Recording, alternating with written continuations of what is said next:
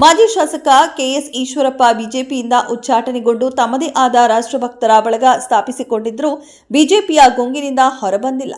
ಈಗಲೂ ಅವರು ಬಿಜೆಪಿ ಪರವೇ ಮಾತನಾಡುತ್ತಾರೆ. ವಸತಿ ಯೋಜನೆಯಲ್ಲಿ ಮುಸಲ್ಮಾನರಿಗೆ ಮೀಸಲಾತಿ ಕಲ್ಪಿಸಿರುವ ರಾಜ್ಯ ಸರ್ಕಾರದ ಕ್ರಮವನ್ನು ಪ್ರಶ್ನಿಸಿ ಮುಸಲ್ಮಾನರು ಕಾಂಗ್ರೆಸ್ನಿಂದ ವಿಮುಖರಾಗಬಾರದು ಎಂಬ ಕಾರಣಕ್ಕೆ ಈ ನಿರ್ಧಾರ ತೆಗೆದುಕೊಳ್ಳಲಾಗಿದೆ ಎಂದರು.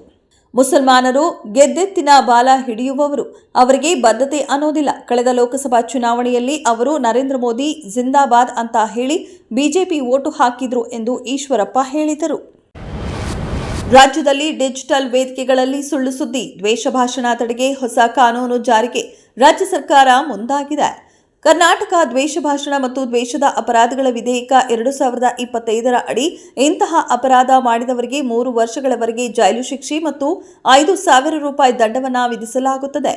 ಉದ್ದೇಶಿತ ಮಸೂದೆಯು ದ್ವೇಷ ಭಾಷಣ ಮತ್ತು ದ್ವೇಷದ ಅಪರಾಧಗಳನ್ನು ಜಾಮೀನು ರಹಿತ ಮತ್ತು ಅರಿಯಲಾಗದ ಅಪರಾಧಗಳೆಂದು ವರ್ಗೀಕರಿಸುತ್ತದೆ. ಉತ್ತರ ಕನ್ನಡ ಜಿಲ್ಲೆಯ ಪ್ರಸಿದ್ಧ ಪ್ರವಾಸಿ ತಾಣಗಳಲ್ಲಿ ಒಂದಾದ ಮುರುಡೇಶ್ವರ ದೇವಾಲಯದಲ್ಲಿ ಅಧಿಕೃತವಾಗಿ ವಸ್ತ್ರ ಸಂಹಿತೆ ಜಾರಿಗೆ ಬಂದಿದೆ. ದೇವಾಲಯಕ್ಕೆ ಆಗಮಿಸುವ ಭಕ್ತರು ಭಾರತೀಯ ಸಾಂಪ್ರದಾಯಿಕ ಉಡುಪು ಧರಿಸುವಂತೆ ಸೂಚಿಸಲಾಗಿದೆ. ಹೊಸ ವಸ್ತ್ರ ಸಂಹಿತೆ ಪ್ರಕಾರ ಪುರುಷರು ಅಂಗಿ, ಧೋತಿ, ಪ್ಯಾಂಟ್ ಮತ್ತು ಕುರ್ತಾ ಪೈಜಾಮ, ಮಹಿಳೆಯರು ಸೀರೆ, ಸಲ್ವಾರ್, ಚೂಡಿದಾರ ಧರಿಸಿ ದೇವರ ದರ್ಶನ ಪಡೆಯಬಹುದು ಎಂದು ತಿಳಿಸಲಾಗಿದೆ.